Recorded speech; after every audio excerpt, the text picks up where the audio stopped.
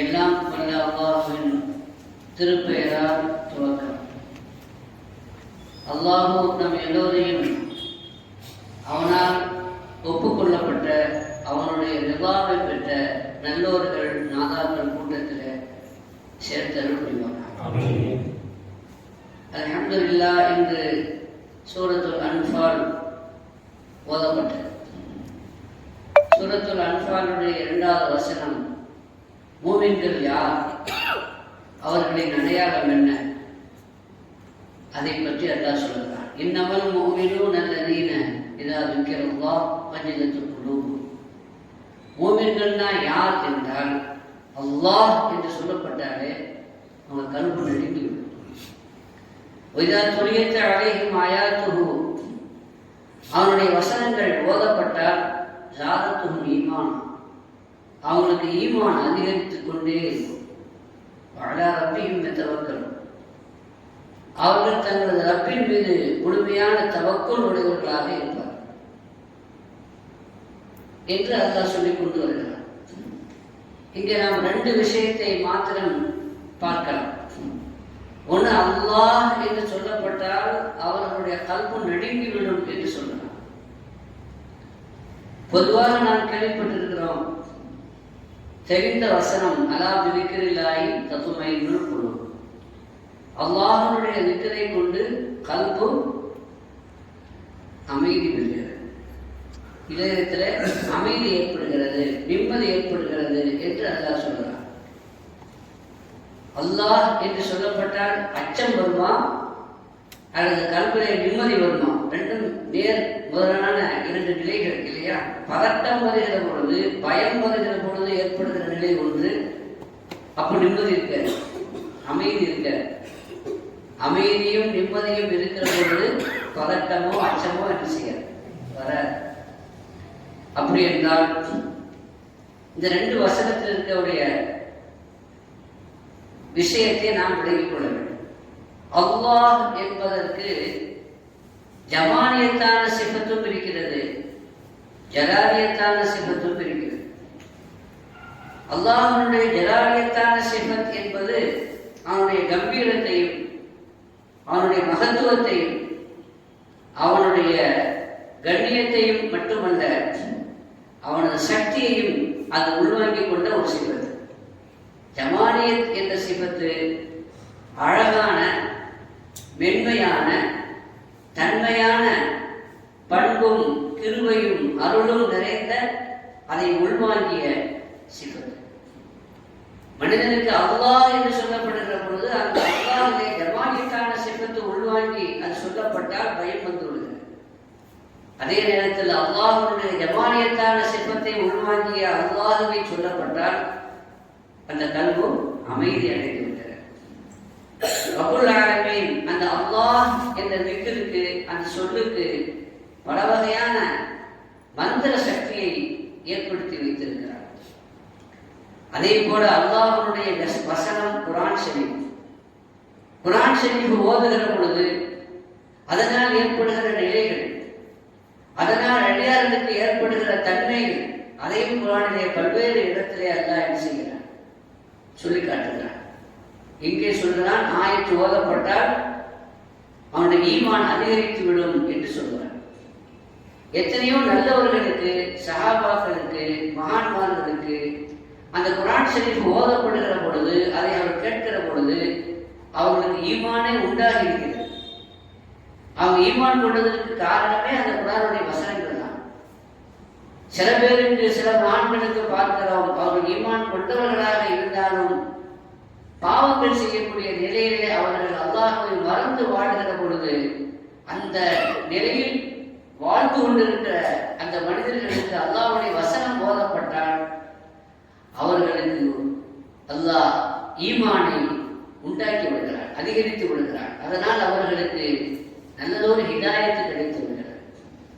ஃபுதைல் இப்னு இயாத் ரஹ்மத்துல்லாஹி அலைஹி அவர்கள் மிகப்பெரிய மகான், மிகப்பெரிய முஹத்திஸும் கூட, ஹதீஸ் கலையினுடைய மேதையாக இருந்தார். அல்லாஹ்வுடைய விலாயத்தையும் அல்லாஹ்வுடைய நெருக்கத்தையும் பெற்ற மிகப்பெரிய ஒரு நாதம்.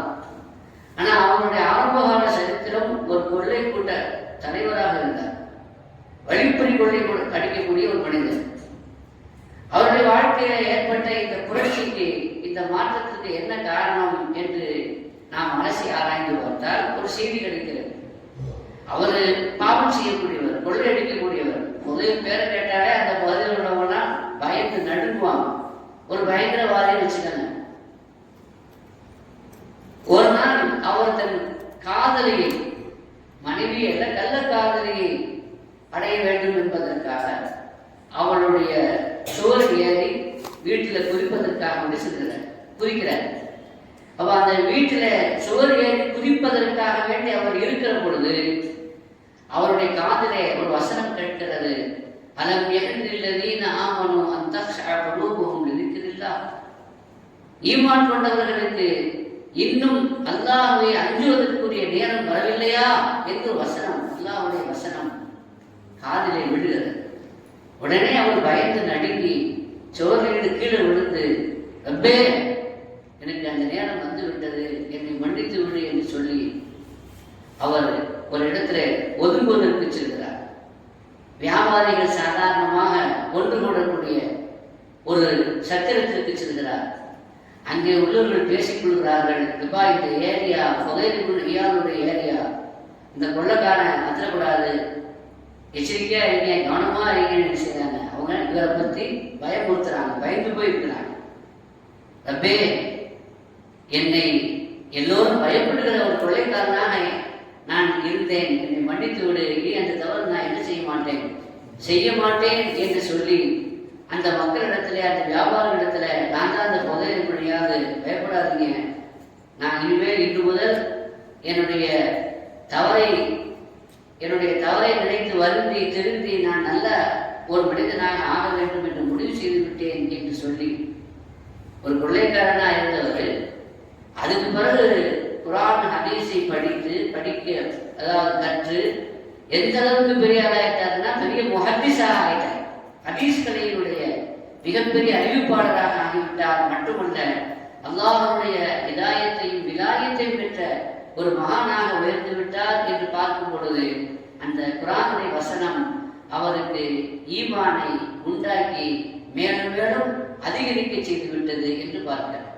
அதே மாதிரிதான் அப்துல்லாஹ் இப்னு முபாரக் மிகப்பெரிய முஹத்திஸ், இமாம் மாலிக்கினுடைய மாணவர், இமாம் அபூ ஹனீஃபாவுடைய மாணவர். அவங்கள்ட்ட இருந்த ஹதீஸ்களை கற்று அறிவிக்கக்கூடிய ஒரு மேதை. அவருடைய ஆரம்ப காலம் ஒரு சொகுசான வாழ்க்கை. அந்த சொகுசான வாழ்க்கையை அவர் இருக்கிற பொழுது அவர் ஒரு நாள் அவருடைய சொந்த தோட்டத்துல, அதாவது பழங்கள் பூத்து குலுங்கி, அதாவது பழுத்து இருக்கிற அந்த காலத்துல நண்பர்களோடு சேர்ந்து ரொம்ப ஜாலியாக அவர் அந்த பழங்களை சாப்பிட்டு நல்ல முறையில் குடித்து விட்டு அந்த குடிபோதையிலேயே அவர் தூங்கிவிட்டார். அவர் இசை பிரியர். அவர் இசை கருவிகளை வைத்து, வீணை வாத்தியங்கள் வைத்து இசைத்து அதை பாடி, அதை கேட்டு அதனை மகிழ்ந்திருக்கக்கூடிய ஒரு ஆடம்பர பிரியர். அப்படியே அவர் பாட்டை கேட்டு பாட்டை படிச்சு அப்படியே தூங்கிட்டாரு. திடீரென்று எழுகிறார். அவர் எழுந்திருக்கிற பொழுது அவருடைய பழைய பழக்கப்படி அவருடைய வீணை வாத்தியத்தை, அவருடைய இசைக்கருவியை எடுத்து அதை மீட்ட முற்படுகிறார். பாடுவதற்கு முயற்சிக்கிறார். ஆனால் அந்த கருவியிலிருந்து இசை கேட்கவில்லை. எவ்வளவோ முயன்றும் கூட அது இசை அங்கிருந்து வரவில்லை. ஆனால் ஒரு மனிதனுடைய குரல் கேட்கிறது. அந்த மனிதன் அலம் யஹ்னில்லதீன ஆமனு அன் தக்ஷஅ குலூபுஹும் லிذிக்ரில்லாஹ் என்ற வசனத்தை ஓதுவதாக அவள் காதிலே விழுகிறது. அல்லாஹ்வை கொண்டு ஈமான் கொண்ட மக்களுக்கு அவனை அஞ்சக்கூடிய நேரம் இன்னும் வரக்கூடிய என்று சொல்லி அவருக்கு ஹிதாயத்து கிடைத்தது. மட்டுமல்ல, விலாயத்தும் கிடைத்தது. மார்க்கத்தினுடைய மிகப்பெரிய மேதாவியாகவும் அவர் திகழ்ந்தார் என்று பார்க்கிறோம். இதா துரியத்து ஆயாத்தும் சாதத்தும் ஈமானா. அல்லாஹ்வுடைய வசனங்கள் ஓதப்பட்டால் ஈமான் என்ன ஆகிவிடும்? கூடிக்கொண்டே இருக்கும். உள்ளத்திலே நூறானியத் அதிகரித்துக் கொண்டே இருக்கும். உள்ளத்திலே வெளிச்சம் ஏற்பட்டுவிடும். அதனால் அவருக்கு மட்டுமல்ல, அவரை சுற்றி இருப்பவர்களுக்கும் மிகப்பெரிய மாற்றத்தை அது ஏற்படுத்தும் என்பது திருக்குர்ஆனுடைய புரட்சிகரமான வரலாறு. எத்தனையோ மகான்மார்களை நாம் பார்த்திருக்கிறோம். குர்ஆனோடு வாழ்ந்து குர்ஆனோடையே மடித்திருக்கிறார்கள். அதிலேயும் குறிப்பாக இந்த ரமலான் மாதத்தில் குர்ஆன் இறங்கிய மாதம், ஷஹ்ரு ரமலான் அல்லதி உன்சில ஃபீஹில் குர்ஆன், குர்ஆன் இறங்கிய ரமலானுடைய மாதம். இந்த மாதத்துல குர்ஆன் ஷரீஃபை நாம் அதிகமாக ஓத வேண்டும். அதிகமாக ஓதி நாம் அல்லாஹ்வுடைய அருளை பெறுவதற்கு முயற்சிக்க வேண்டும். ஹஜ்ரத் இமாம் ஷாஃபி ரலியல்லாஹு அன்ஹு அவர்கள் ரமலான் மாதத்துல 60 குர்ஆனை கத்தம் செய்வாங்க. 60 குர்ஆனை கத்தம் செய்வாங்கன்னு சொன்னா ஒரு நாளைக்கு எத்தனை குர்ஆன் ஓதுவாங்க? 2 குர்ஆன் ஓதுவாங்க என்று வருகிறது. ஹஜ்ரத் உஸ்மான் இப்னு அஃபான் ரலியல்லாஹு அன்ஹு அவர்கள் ஒரே ரக்காத்துல முழு குர்ஆனையும் கத்தம் செய்வாங்கன்னு வரும். ஒரே ரக்காத்துல நமக்கு தராம 20 ரக்காத்துல நிக்கிறதுக்கு படாத பாடு சில பேர் இல்லையா, எப்படா முடியும் அப்படின்னு. ஆனா அவங்க ஒரே ரக்காத்துல முழு குர்ஆனையும் ஓதி கத்தம் செய்வார்கள் என்று வருகிறது. குர்ஆனோடு அவர்களுக்கு இருக்கிற அந்த இணைப்பு, பிணைப்பு, அந்த ஈடுபாடு, கடைசியில் அவர்களுடைய நிலை எப்படி இருந்தது? அவர்கள் வஃபாத்தாகிற சமயத்துல ஷஹீதாக்கப்படுகிறார். ஷஹீதாக்கப்படுகிற சமயத்தில் நோன்பு வைத்திருக்கிறார். நோன்பு வைத்துக் கொண்டு குர்ஆன் ஷரீஃப் ஓதிக் கொண்டிருக்கிறார். ஏற்கனவே ரசூலுல்லாஹி ஸல்லல்லாஹு அலைஹி வஸல்லம் அவர்களுக்கு சொல்லி இருக்கிறார்கள், அதாவது உஸ்மானே, உனக்கு ஒரு சட்டை அணிவிக்கப்படும். அந்த சட்டையை கலற்றுவதற்கு பலரும் முயற்சிப்பார்கள். நீங்கள் அந்த சட்டையை கலட்டி விட வேண்டாம் என்று சொல்லியிருக்கிறார். பெருமானார் ஸல்லல்லாஹு அலைஹி வஸல்லம் சுட்டிக்காட்டிய சட்டை என்பது அந்த கிலாஃபத் என்ற அந்த ஆட்சி, அதற்கு எதிராக, உங்களுடைய கிலாஃபத்திற்கு எதிராக எந்த புரட்சி வந்தாலும், யார் ஒருவரை எதிர்த்து நின்றாலும் ஆட்சியிலிருந்து நீங்கள் என்ன செய்து விடாதீர்கள், இறங்கி விடாதீர்கள் என்று சொல்லியிருக்கிறார்கள். அந்த அடிப்படையில ஹஜ்ரத் உஸ்மான் இப்னு அஃபான் அவர்கள் கடைசி காலத்துல புரட்சியை சந்தித்தாலும் கூட அல்லாஹ்வுடைய ரசூலுடைய அந்த செய்திக்காக வேண்டி அவர்கள் பொறுமையோடு அதை சகித்துக் கொண்டார்.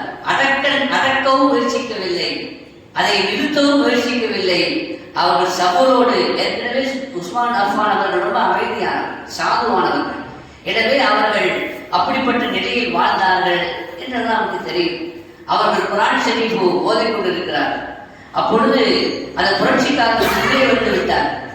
உள்ளே வந்து அவர்களை ஷஹீதாக்குவதற்காக வேண்டி அவர்கள் உள்ளே வந்து அவர்களை ஷஹீதாக்கியும் விட்டார். அந்த ஷஹீதாக்கும் பொழுது அவர்கள் குர்ஆன் ஷரீஃப் ஓதிக்கொண்டிருந்தார்கள். எந்த வசனம் ஓதிக்கொண்டிருந்தார்கள்? சூரத்துல் பக்ராவை ஓதிக்கொண்டே இருக்கிற பொழுது என்ற வசனம் வருகிற பொழுது அவர்கள் ஷஹீதாக்கப்படுகிறார்கள். அந்த ரத்தம் அந்த குர்ஆனிலே படித்திருக்கிறது. இன்னும் அந்த குர்ஆன் மியூசியத்தில் வைத்து பாதுகாக்கப்படுகிறது என்று சொன்னால் குர்ஆனோடு வாழ்ந்தார்கள் உஸ்மான் இப்னு அஃபான். குர்ஆனோடு தங்களுடைய தொடர்புகளை அதிகப்படுத்திக் கொண்டார்கள் உஸ்மான். எனவே அந்த குர்ஆனிலேயே அவருடைய வாழ்வும் முடிந்ததை நாம் பார்க்கிறோம். கண்மணி நாயகம் ஸல்லல்லாஹு அலைஹி வஸல்லம் நோன்பு வைத்திருந்தார்கள் உஸ்மான் இப்னு அஃபான். அப்ப அந்த நேரத்தில் ஏற்கனவே ஸல்லல்லாஹு அலைஹி வஸல்லம் அவர்களுக்கு முன்னால் தோன்றி நோன்பு திறக்க தண்ணீர் கூட கொடுக்க மறுத்து விட்டார். அந்த புரட்சிக்காரர்கள் நோன்பு திறக்க தண்ணீர் கொடுக்க மறுத்து விட்டார். மதீனாவிலே ஒரு கிணறு இருந்தது, அது மீண்டும் வரல, சுவையான தண்ணீர். அந்த சுவையான தண்ணீரை ஒரு யூதன் கையில் இருந்துச்சு.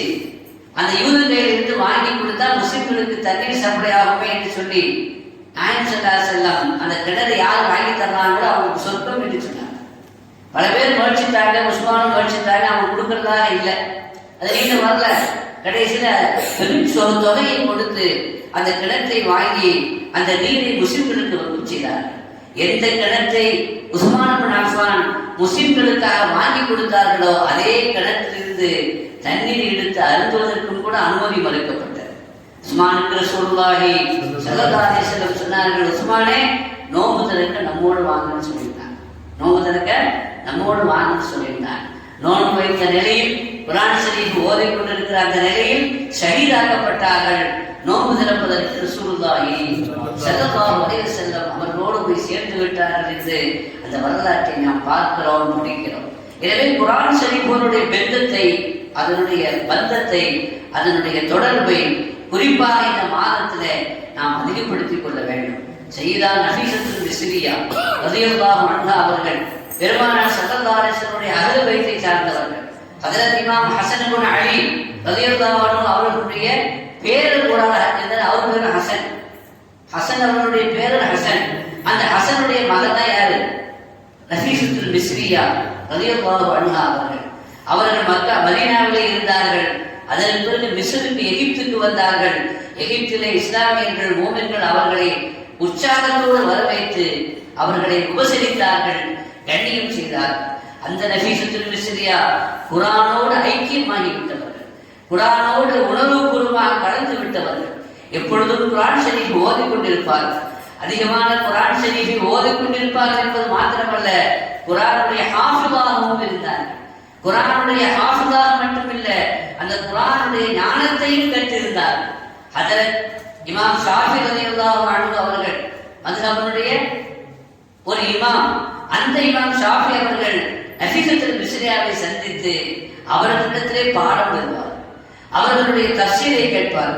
நீங்கள் இமாமாக இருக்கிறீர்கள், ஏன் அவர்களிடத்தில் போய் பாடம் படிக்கிறீர்கள் கேட்ட பொழுது, அங்கிருந்து நான் பெறுகிற பாடம் அது தனித்த ஒரு பாடம்.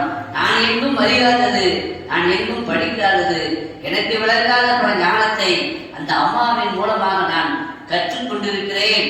எனவே நீங்கள் சாதாரணமாக நினைக்க வேண்டாம் என்று அடிக்கடி வந்து அவர்களிடத்திலே உபதேசம் தருவார். அடிக்கடி அவர்களை சந்தித்து இமாம் ஷாஃபி கடைசி காலத்தில் மிஸ்ருக்கு வந்து விட்டார். இமாம் ஷாஃபி அசல்ல பலஸ்தீனில் உண்டான அஸ்கலான் என்ற ஊரை சார்ந்தவர்கள். அவர் பிறந்து 2 வயசுலேயே மக்காவுக்கு வந்து அங்கதான் வளர்ந்தாங்க, மக்கின்னு அவங்க. ஆனால் பிற்காலத்தில் கல்வியை தேடி தேடி பல இடங்களுக்கும் பல நாடுகளுக்கும் சென்றார்கள். நிறைவாக எங்கே வந்தார்கள்? மிஸ்ருக்கு, ஈஜிப்துக்கு வந்து விட்டார்கள். அப்படி ஈஜிப்துக்கு வந்த பொழுது அடிக்கடி நஃபீஸத்துல் மிஸ்ரியாவை சந்திப்பார்கள். நஃபீஸத்துல் மிஸ்ரியா எப்படிப்பட்ட மகான் என்று சொன்னால், எவ்வளவு பெரிய ஒரு ஆபிதாக இருந்தார்கள், துறவியாக இருந்தார்கள் என்றால் அதிகமாக தொடர்புடையவர்களாக இருந்தார்கள், அதிகமாக நோக்கக்கூடியவர்களாக இருந்தார்கள். அவர்களுடைய சகோதரருடைய மகள் ஜைனப் அவங்க நஃபீஸாவுக்கு ஹிதுமத் செய்வார். அவங்க சொல்றாங்க, நஃபீஸா அம்மா இரவுல தூங்கி நான் பார்த்ததில்லை என்று சொல்கிறார். நாமத்து லைலன், இரவிலே தூங்க நான் பார்த்ததில்லை என்று சொல்கிறார். அதே மாதிரி எல்லா நாளும் நோன்பு நோட்டார்கள். எந்த நாளும் நோன்பை விட்டும் நான் என்ன செய்யவில்லை, அவர்களை நான் பார்த்ததில்லை. 2 நாள், 2 பெருநாள் மற்றும் ஐயாமு தஷ்ரீக்குடைய நாள், அந்த நாட்களை தவிர மற்ற எல்லா நாளும் அவர்கள் நோன்புதான் நோட்டிருந்தார்கள். கடைசி நேரம் நெருங்கி விடுகிறது. எந்த நஃபீஸத்துல் மிஸ்ரியா? நஃபீஸத்துல் மிஸ்ரியா இமாம் ஷாஃபிக்கு உஸ்தாதாக திகழ்ந்தார். எந்த அளவுக்கு அவருடைய துஆ கபூல் செய்யப்படும் என்று சொன்னார். மிஸ்ருடைய எல்லா மக்களும் தங்களது தேவைகளை, தங்களது குறைகளை, முறையீடுகளை அங்கே வந்து சொல்லி அவங்க துஆ செய்தால் அது கபூல் ஆகிவிடும். அதே மாதிரி இமாம் ஷாஃபி ரலியல்லாஹு அன்ஹு நோய்வாய்ப்பட்டார். நோய்வாய்ப்பட்ட பொழுது வர முடியாத சூழ்நிலையில அவர்கள் தனக்கு உடல் நலம் இல்லை, எனவே ஷிஃபாவுக்கு துஆ செய்ய சொல்லுங்கள். இமாம் ஷாஃபி என்ன செய்கிறார்கள்? நஃபீஸத்துல் மிஸ்ரியாவை துஆ செய்யும்படி சொல்கிறார். வந்து சொல்லுவார், இமாம் ஷாஃபிக்கு முடியல, நோயாளியாக இருக்கிறார்கள், துஆ செய்யுங்கள் என்று. உடனே அந்த துஆ செய்வாங்க. அந்த நோயிலிருந்து அவர்கள் ஷிஃபாவாகி விடுவார்கள். பல முறை அவர்களுக்கு அந்த நோய் ஏற்பட்டிருக்கிறது. அந்த நோயை நஃபீஸத்துல் மிஸ்ரியா அவர்கள் முறையிட்டு இருக்கிறார்கள், சொல்லி அனுப்பி இருக்கிறார்கள். துஆ செய்த உடனே அந்த நோய் குணமாகிவிடும். கடைசி மரபுல இருக்கிற பொழுது, அப்பொழுதும் வளமை போல ரொம்ப நிலை கொஞ்சம் கஷ்டமாக இருக்கிறது, அம்மாட்ட சொல்லி துஆ செய்ய சொல்லுங்க என்று சொன்ன பொழுது, எப்பொழுது ஷிஃபாவுக்கு அவனை துஆ செய்யக்கூடிய நஃபீஸத்துல் அம்மா மத்தஅல்லாஹு பினظரிஹி அஸ்ஸ வஜல், அல்லாஹ் அவர்களுக்கு தனது தரிசனத்தை கொண்டு அவர்களை சுகப்படுத்துவானாக என்று சொன்னார். என்ன அர்த்தம்?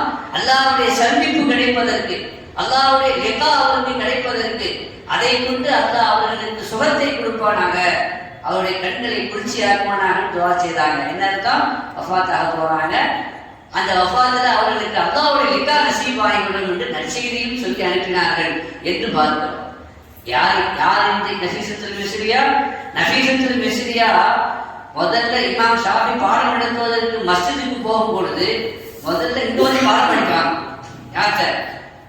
நஃபீஸத்துல் மிஸ்ரியாவுக்கு வந்து பாடம் படிச்சுட்டு அதுக்கு பிறகு பள்ளிவாசலுக்கு போய் பாடம் நடத்துவாங்க. அதே மாதிரி தராவீஹ் இமாம் ஷாஃபி அவர்கள் நஃபீஸத்துல் மிஸ்ரியாவுக்கு தொழ வைத்தார். தராவீஹினுடைய இமாமாகவும் நஃபீஸத்துல் மிஸ்ரியாவுக்கு ஹஜ்ரத் இமாம் ஷாஃபி அவர்கள் திகழ்ந்தார். அவங்க ஒரு வேண்டுகோள் வச்சாங்க, அம்மா நான் வஃபாத் ஆகிவிட்டால் எனது ஜனாசா முதல்ல நீங்க தான் தொலை வைக்கணும்னு சொன்னோம். நீங்க தொலை வச்ச பிறகுதான் பள்ளிவாசலுக்கு கொண்டு போய் மற்றவங்க என்ன செய்யட்டும். ஏன்னா பெண்கள் பள்ளிவாசலுக்கு வந்து ஜனாசாவை தொலை வைக்க முடியாது, கலந்து கொள்ள முடியாது. அதனால இமாம் ஷாஃபி ரலியல்லாஹு அன்ஹுடைய ஜனாசாவை முதல்ல எங்கே கொண்டு வந்து வைக்கப்பட்டது? நஃபீஸத்துல் மிஸ்ரியா ரலியல்லாஹு அன்ஹாவுடைய வீட்டிலே கொண்டு வந்து வைக்கப்பட்டது. அங்கே முதலாக அவர்கள் தொலை வைத்தார்கள். அதற்கு பிறகு பள்ளிவாசலுக்கு எடுத்துச் செல்லப்பட்டு அங்கே ஜனாசா தொழுகை நடந்தது என்று நாம் பார்க்கிறோம். என்றால் அல்லாஹ்வுடைய ரசூலுடைய அஹ்ல பைத்தை சார்ந்த நஃபீஸா, அல்லாஹ்வுடைய குர்ஆனை கற்ற நஃபீஸா, குர்ஆனை ஹுஃபு செய்த அந்த நஃபீஸத்துல் மிஸ்ரியா அவர்கள் மீது நாம் ஷாஃபி கொண்ட அந்த பக்தியை நாம் விளங்கிக் கொண்டு நாம் இது மாதிரியான நிலைகளில் எந்த விதமான நிலைப்பாடு எடுக்க வேண்டும் என்பதையும் நாம் புரிந்து கொள்ள கடமைப்பட்டிருக்கிறோம். இப்பொழுது நஃபீஸத்துல் மிஸ்ரியாவுக்கு கடைசி நேரம் சக்கராத்துடைய நிலை. ரஜபு மாசத்துல அவங்களுக்கு நோய் ஆரம்பமானது. ரஜபு மாசத்திலே நோய் ஆரம்பமான நஃபீஸத்துல் மிஸ்ரியாவுக்கு அந்த நோய் கொஞ்சம் கொஞ்சமாக கூடி அது அதிகமாகிவிட்டது. அதிகமாகிய ரமலானில அவர்கள் அந்த நோயிலே தொடர்ந்து படுத்திருக்கிற பொழுது டாக்டர் வந்து அவங்களுக்கு என்ன செய்யறாங்க? சோதனை செய்து பார்த்தாங்க. எல்லாரும் கூட்டு வந்துட்டாங்க. டாக்டர் கூட்டு வந்து அவர் பரிசோதித்து பார்த்த பொழுது, அம்மா இந்த நிலையில நீங்க நோம்பு விட்டுருங்கன்னு சொன்னாங்க. நோம்பு வைக்கிறது உங்க நிலைமை மேலும் சீரியஸாக ஆக்கிவிடும் என்று சொன்னாங்க. அப்ப அவங்க சொன்னாங்க, என்ன காரியம் நீங்கள் சொல்லுகிறீர்கள்? நான் 30 வருஷமாக அல்லாஹ்விட துஆ செய்துட்டு வரேன். என்ன துஆ செய்துட்டு வரேன்னா, யா அல்லாஹ் நான் நோன்பு வைத்திருக்கும் பொழுது என்ன நீ வஃபாத்தாக்கணும்னு துஆ செய்துட்டு வரேன். அப்ப நான் எந்த துஆவை நான் 30 வருஷமா செய்து கொண்டு வருகிறேனோ அந்த துஆவை அல்லாஹ் கபூலாக்கினா அது எனக்கு பெரிய பாக்கியம்.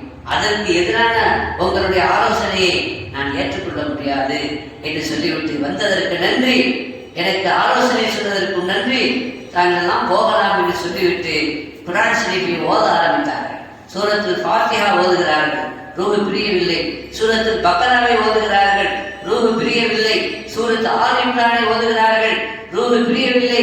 சூரத்துல் நிசாவை ஓதுகிறார்கள், ஓதிக்கொண்டே இருக்கிறார்கள். கடைசி நேரம் என்று நாம் சொல்கிறோம், முடியாத நிலை என்று நாம் சொல்கிறோமே, அந்த முடியாத நிலையிலே சூரத்துல் மாயிதாவை ஓதுகிறார்கள் தொடர்ந்து. ஏன்னா ஹாஃபில் குர்ஆனை பார்க்க வேண்டிய தேவையில்லை, அந்த அளவுக்கு பக்கா ஹிஃப்து உள்ள நஃபீஸா அம்மா சூரத்துல் அன்ஆமையும் தொடங்கி விட்டார்கள்.